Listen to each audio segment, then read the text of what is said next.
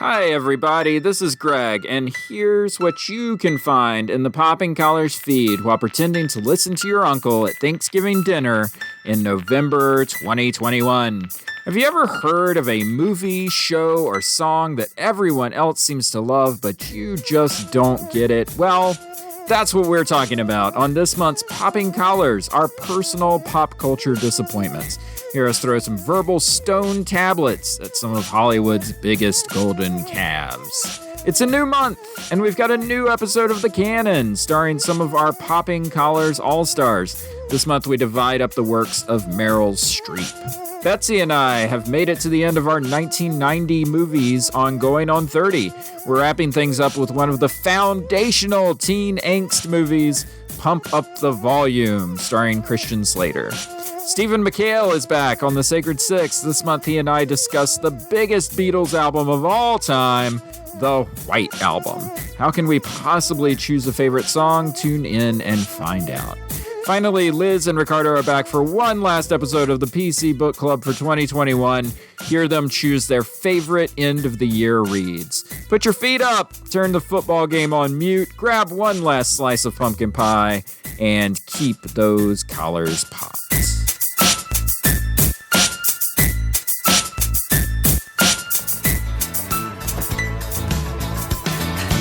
You're a teaser, you turn 'em on. Leave 'em burning and then you're gone. Looking out for another, anyone will do. You're in the mood for a dance. And when you get the chance, you are the dancing queen. Young and sweet, only 17. Welcome to the Canon, everybody. A part conversation, part competition show where each of us attempt to assemble the most entertaining group of films using the works of an actor, creator, genre, or theme.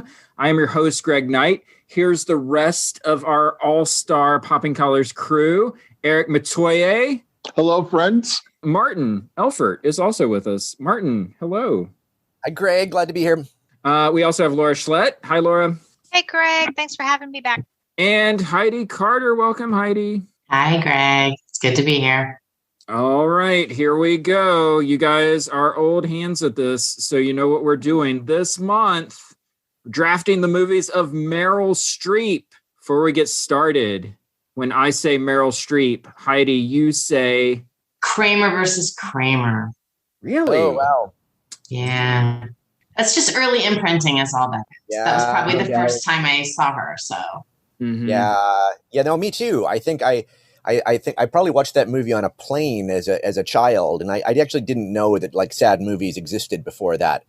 Yeah. It's almost like watching early horror, like, you know, and sort of being traumatized by Hitchcock. Right. The world is a vastly sadder place than I imagined. Right. Oh my gosh. And people know. It's not that we didn't know that. We just didn't know anybody else knew Oh my gosh. Eric, have you been scarred by Meryl Streep at any point? it. Knowing that Meryl Streep used to date the quarterback of Yale football's team that finished to a tie versus Harvard back in the 1960s, I have been scarred by Meryl Streep. The ultimate Vassar girl. Wow. Wow. Some scars run deep. Okay, so here's how the canon works. The goal of the game is to create the most entertaining group of 4 movies, gospel according to Meryl Streep, right? Once a film has been selected, it's off the board. No one else can choose it. Draft order will be randomly selected. Picks will be made in snake order, meaning the person who picks last in the first round will get to pick first in the second round. And at the end of the draft, each person will get 1 minute to defend his or her canon and get bonus points for working in Jesus. And fans will be able to vote for their favorite canon on our website, poppingcollarspodcast.com.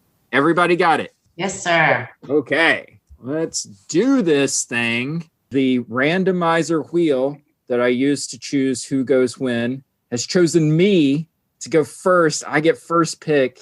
Now, here's the tricky part. of picking first is that it takes a long time before you get to pick again.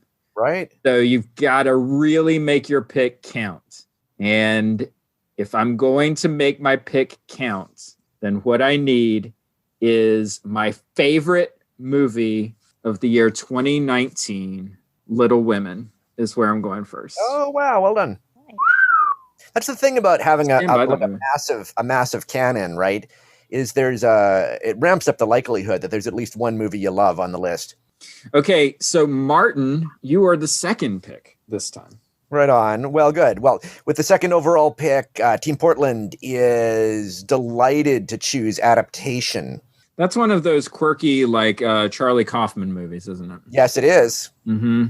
All right, Laura, you are up next. My entire slate is going to be based on the fact that I have to pick this one because it's my favorite Meryl Streep movie ever, which is The Devil Wears Prada. Very fun. Yeah, love that movie. Eric, you are up next. Thank you for this opportunity. I'm going to grab it fast before it goes away. Sophie's Choice.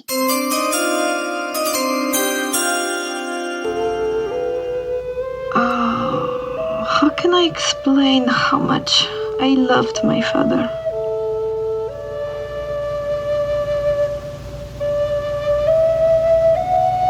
My father believed that human perfection was a possibility.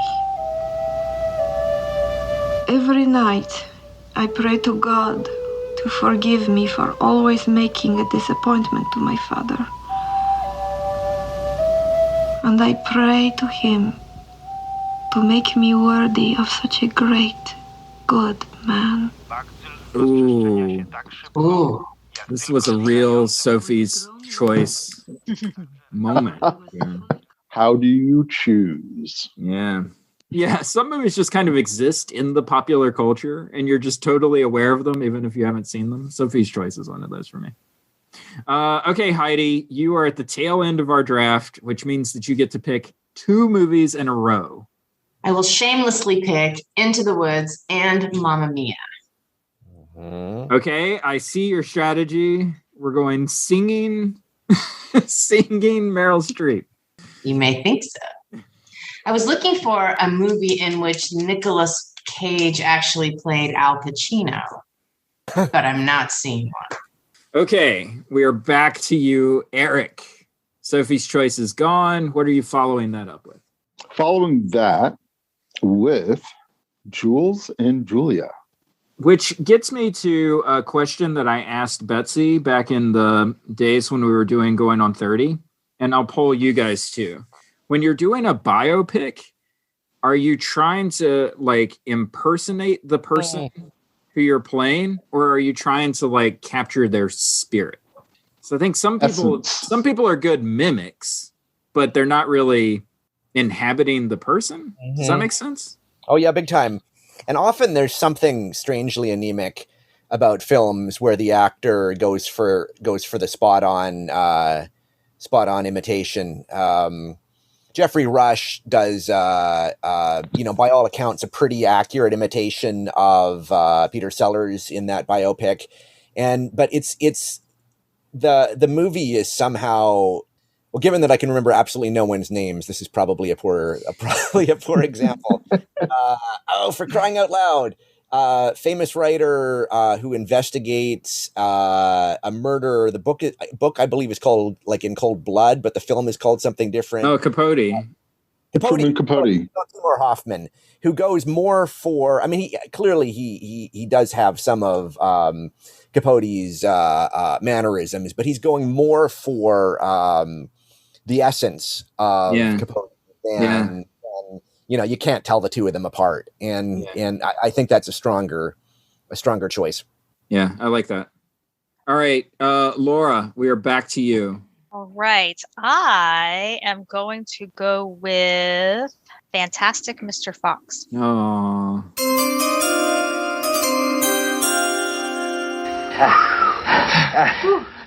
I think it's time for me to give us a pep talk and explain some things. A very long time ago. May I have a word with you privately? Well, we're in a hole here. Just on the other side of this mineral deposit. Follow me. I'm gonna lose my temper now. When? Right now. Well, when? 12 fox years ago, you made a promise to me while we were caged inside that fox trap that if we survived, you would never steal another chicken, turkey, goose, duck, or squab, whatever they are. And I believed you. Why? Why did you lie to me? Because I'm a wild animal. You are also a husband and a father. I'm trying to tell you the truth about myself. I don't care about the truth about yourself. This story is too predictable. Predictable, really? What happens in the end? In the end, we all die. Unless you change. I think that's our first Wes Anderson film ever taken on the Canon. Oh, wow. She does a lovely Mrs. Fox. Martin, we're on to you now. Well, with my second pick, I would like to choose Doubt. Now we're getting into the religious section of the podcast. Oh, I forgot that's what that movie was. Mm-hmm. Oh, that was a good one. Yep. Okay, back to me. Here's what we're going to do. I get back-to-back picks. My next pick is going to be a movie that I just saw for the very first time this year, and it was such a pleasant surprise. I'm going Postcards from the Edge, the Carrie Fisher story, right? Mm-hmm. Mm-hmm. And I am going slightly left field pick here. I'm going Bridges of Madison County. Ooh. Clint Eastwood, mid-90s, back when Clint Eastwood was actually doing decent work. So, Martin, we are back to you. Didn't I just pick? Oh, I see. We're doing the snake. Okay. Mhm. I should remember the rules of the draft. It would help me to be prepared. Okay. Well, given the pre-draft conversation we have, I think I'm required to choose Kramer.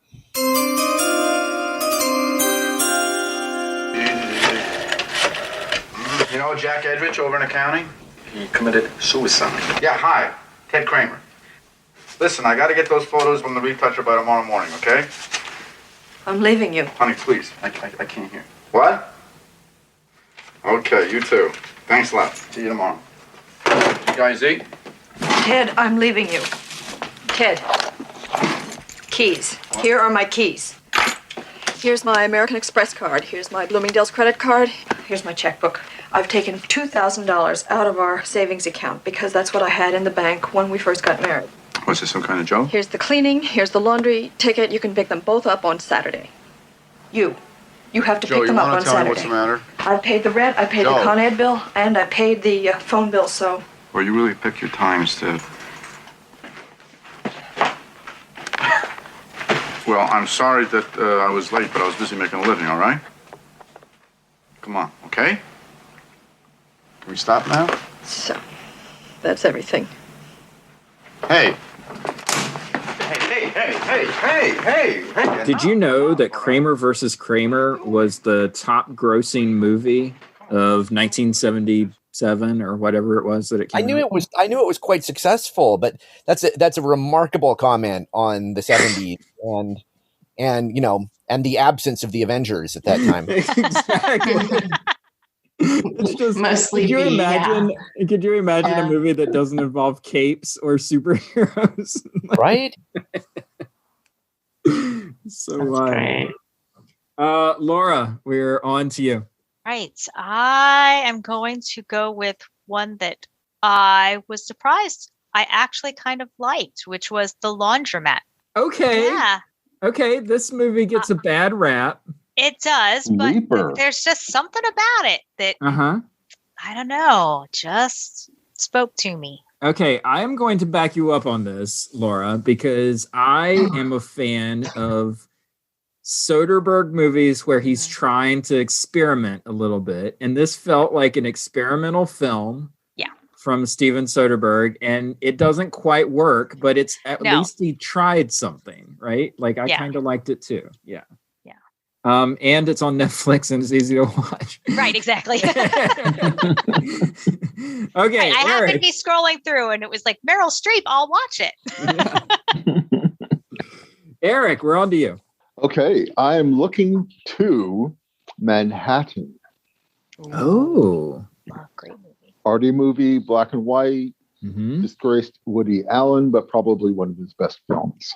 I was about to say, now this is getting problematic, right? You're okay with kind of swimming in the Woody Allen waters here? I'm willing to swim in those distressing, troubled waters.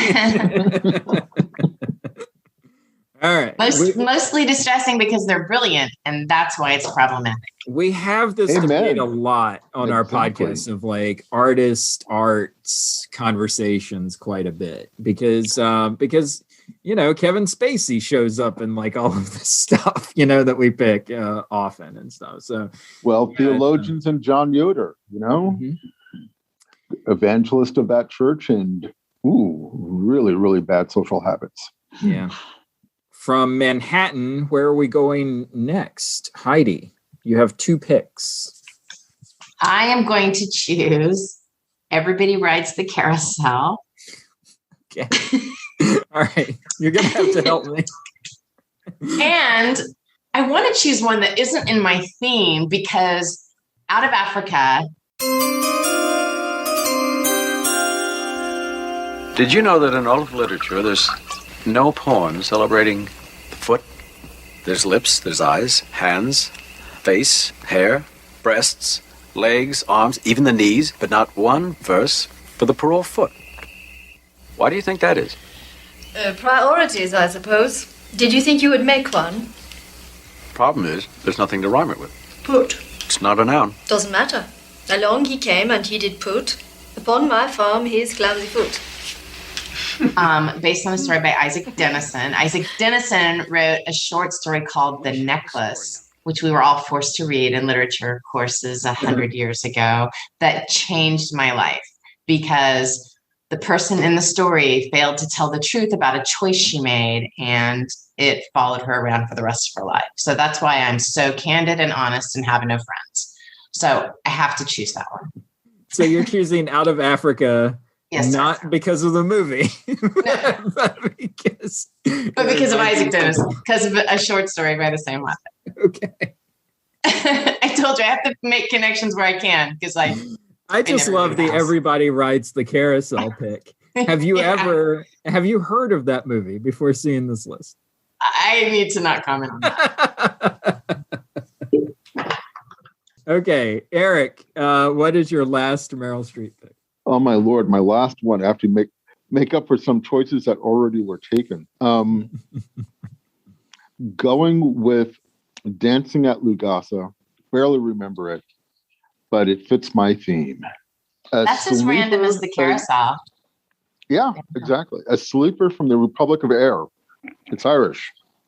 Okay. Ooh. I never heard of that movie.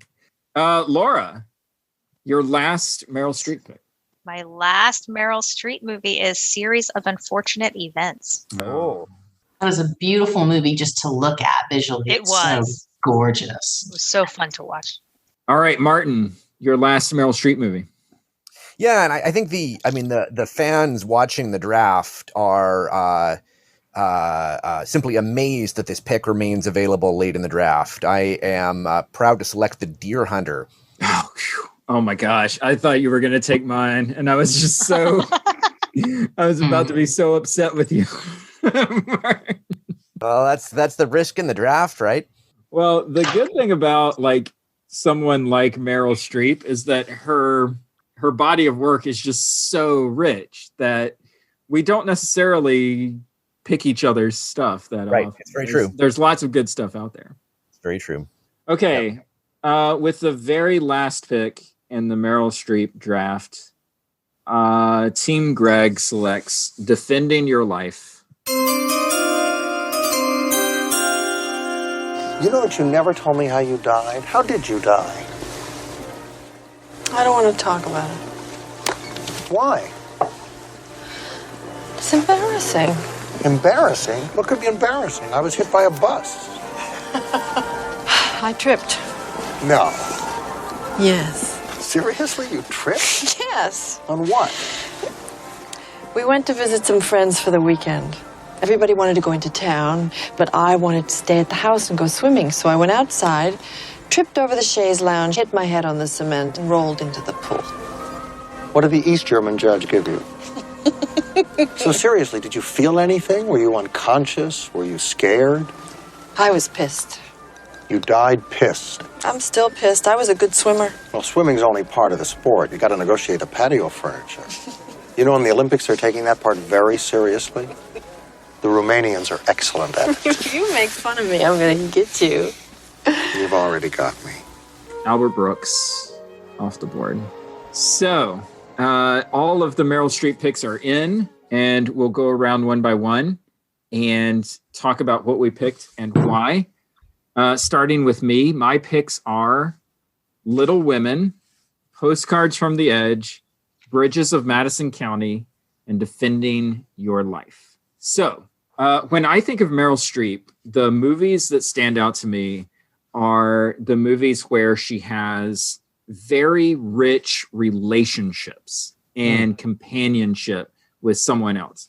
The really good Meryl Streep stuff, like the thing that makes her great as an actress, is that she seems like she's paying attention to the other actors that are in the screen with her. And that she actually cares what it is that they have to say, and she reacts to what it is that they're saying. It's the most effortless way of acting. You know, it's one of those things that I think I told Betsy one time when we were talking about Postcards from the Edge. I was saying, you know, if you are an up and coming actor, you need to watch the way that she and Shirley MacLaine talk to each other and the natural rhythms that they have in their conversations, because that is what you're kind of striving for, because it brings out the realism of what it is that you're trying to convey in the art, right? And at our core, I think that that's what we strive to be. As Christians, as spiritual beings in this world, we strive to be good companions on the road. And Meryl Streep is a good companion to her fellow actors. And so that's my canon. That's excellent, Greg. I mean, I realize I'm here to defeat you and defeat you utterly, but I have to agree with that. She's a generous actor, as is witnessed by sort of a goofy anecdote that one of her co-stars tells while being interviewed in the Graham Norton show, which is that when Meryl Streep kisses you on screen, she will often place her hands on your cheeks and retract them slightly, thus making your skin look fabulous as the camera with you kiss. And I thought, oh wow, like what a nice move. All right, Martin. Well, it's your turn to defend your canon. You have on your list Adaptation, Doubt, Kramer versus Kramer, and The Deer Hunter. Now, did she touch Bobby De Niro's cheeks on The Deer Hunter? I don't remember. We're going to have to ask that question of some esoteric, thread on Reddit. So I chose all of these films because all of them touch on scriptural themes or sort of the great themes of faith. Deer Hunter is sort of about finding your humanity again after trauma.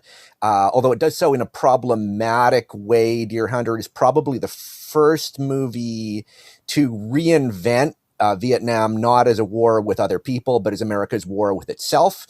And a number of people from Vietnam and of Vietnamese descent say this is not awesome. Up to and including the recent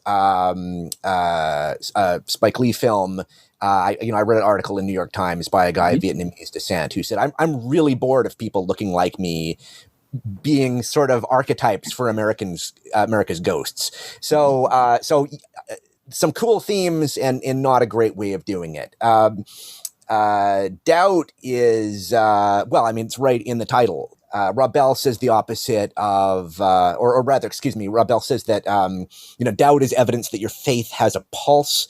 Kramer versus Kramer, the film that traumatized 2/5 of your panel as children, who knew the world was as sad as it turned out to be. Kramer versus Kramer is about reconciliation, about, trying to figure out how to live together and thrive together even after the death of a marriage. And adaptation, this movie about, there's multiple figures in the movie who are sort of Jesus's friend Peter.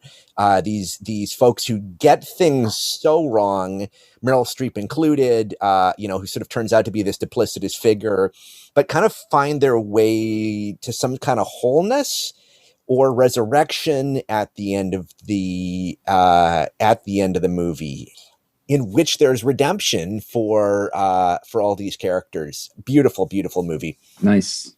Laura, you have The Devil Wears Prada, Fantastic Mr. Fox, The Laundromat, and A Series of Unfortunate Events. Yeah, so although 2 of these movies are biopics, the way that all 4 of them are imagined, there's this huge kind of mythology. You're being asked to enter a world that's not quite real. Things and people and events are bigger than any of the one elements or characters of the film. And Meryl Streep brings a humanity into the mythology. She somehow makes each one of these films, for me, relatable, and I can step right into the mythology without a blink. So Nice. that's why I chose these 4. All right, Eric, you have Sophie's Choice, Julie and Julia, Manhattan, and Dancing at Lonassa. I think that's how you say that. So I was running with 2 directions here. One, I'm going to run through the movies because of 2 great actors in the movies.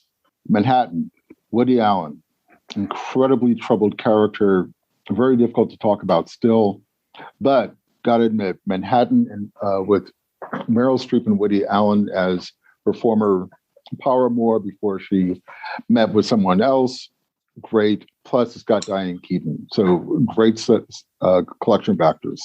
Julie and Julia, come on. Paul Child as Stanley Tucci as Paul Child. Love Stanley Tucci. When that came out, he didn't get a lot of. He was just starting to get a lot of press, but I think he's a great stage and character actor these days. Sophie's Choice, my introduction to Kevin Kline. Wow, Kevin Kline did a great job with that. I always think of him as a comic actor. Dancing at Lugasa, I saw once decades ago, but it has Michael Gambon as the priest of the village. Gotta love Michael Gambon. But the other part of this is I just came back from a bittersweet tour of New England, of the places where I went to college and was off to school. And got to admit, Sophie's Choice and Manhattan, I saw, I think, in the same back-to-back summers on Martha's Vineyard. And Tug of the Heart, Bill Styron, the author of Sophie's Choice, used to live in Martha's Vineyard. I used to see him at the fish market. And Manhattan, I met my Smith girlfriend there at a movie theater because we were the few people who stayed behind to listen to the Gershwin soundtrack at the end. Gotta love that. Jules and Julia, this will be quick, but I used to wait on Mr. and Mrs. Child at Bob Slate Stationery, getting their Let's calendars every year.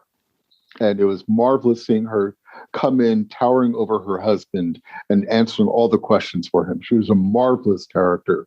And no one ever bothered her because there she wasn't Julia Child. She was just Mrs. Child, and a really warm and sweet person. I have no story for Dancing with Lugasa, except that it's Irish. And what can I say? When you come from Boston, if it's Irish, it must be Boston. That's my choice. I'm sticking with it. All right, Heidi, you have the musicals Until You Abandon the Musicals, Into the Woods, Mamma Mia, Everybody Rides the Carousel, and Out of Africa. Defend your canon, Heidi. We've already discussed that Out of Africa may or may not be a part of this, but all of my choices are about Jesus because that's what you asked us to do. And Mamma Mia, everyone is super obsessed with paternity. Are they or are they not? Who's the baby daddy? Is it a stuttering king? Is it James Bond? Is it a submarine captain? We don't know. With Jesus, who's the baby daddy? God, Holy Spirit, some Roman centurion, maybe Joseph, maybe not. Super important to work all that out if you're going to be saying the creed every Sunday morning. And Into the Woods, we're kind of talking about our relationship with Jesus, like what kind of relationship does Jesus want us to have? And the princes in Into the Woods are always like, everybody's after a prince. And the handsome princes are super ambiguous. So when we're running after Jesus, is Jesus running after us? Is it like the hound of heaven at our heels all the time? So we just have to leave a shoe stuck on the steps of the palace and then Jesus finds us? Or do we let our hair down and Jesus climbs up? Like, what is all that about? Because this male, female, Jesus, woman relationship may or may not be represented in Into the Woods. Because there's a whole lot of chasing and letting yourself be caught, which I find a bit to be in our spiritual lives. And then when Gordon McRae and Meryl Streep were in the musical movie Carousel, another brilliant example of devotion, because Julie loves Billy Bigelow. It's the very end. She's in heaven talking about the star with her daughter Louise. I think it's a perfect fit and a perfect way to consider our devotional lives and Jesus. I'll note that I actually met my wife Phoebe in working on a 1994 production of Into the Woods. So I've actually received a fax here in the Situation Room objecting to my choice not to draft that film. The most brilliant lyricist of all time. Oh, Stephen so Sondheim. good. Oh, yeah. Just that is my favorite musical. Everyone tries to convince me that Bernadette Peters, like that character, the witch, is God. Because again, it's about choice. You know, what are you going to do at the end of the day? Yeah. Everybody Rides the Carousel is an animated tracing of the 8 stages of life from infancy to old age, as they have been described in the works of psychoanalyst Erik Erikson. Ooh. Wow. Awesome. See? It's exactly Pretty like heady. a musical. Yeah. I think Gordon McRae was also in that. All right. Those are our canons. Now we turn over the power of the show to our audience. You can go to our website, poppingcollarspodcast.com, vote for who you think has picked the best canon, or maybe has made the best argument, or just, close your eyes and click. Like, I don't care. I just care that you vote. Vote for who you think has the best canon, and we will tally the results and award trophies as are appropriate. Thank you, Laura. Thank you, Heidi. Thank you, Martin. Thank you, Eric, for coming on the canon this time. Keep those collars popping. We'll see you next time. I'm checking out this Heartbreak Hotel. I ain't gonna live on Lonely Street no more, no more. I found a new love and a new place to dwell.